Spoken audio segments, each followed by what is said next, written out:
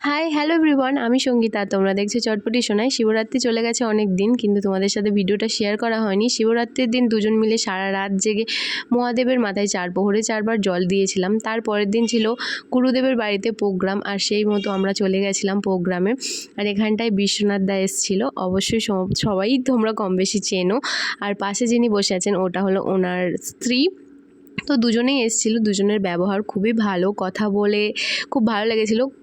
ইনি তো প্রতি বছরই এই অনুষ্ঠানে আসেন। এর আগে আমি তো কোনো দিন এনার সাথে কথা বলিনি বা দেখা হয়নি। আমার বর অনেকবার ওনার সাথে কথা বলেছে বা ওনাদের সাথে দেখা হয়, কিন্তু মানুষটা খুবই ভালো। এই ফার্স্ট টাইম কথা বললাম।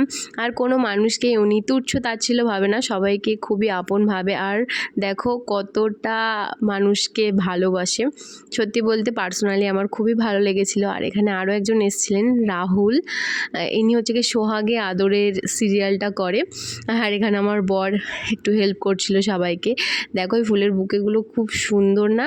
আর এনাকে তো সবাই চেনেন। অ্যাকচুয়ালি এনার সাথে এর আগে আমার 2-1বার কথা হয়েছে, কারণ যেহেতু গুরুদেবের বাড়িতে আসেন, তো এর আগে এনার সাথে আমার কথা হয়েছে। এনার নামটা আমার অ্যাকচুয়ালি এখন মনে পড়ছে না, অবশ্যই তোমরা সবাই চেনো। তো যাই হোক, এখানে আমরাও গেছিলাম আর এখানে আমাদেরকেও সম্মানিত করা হয়েছিল।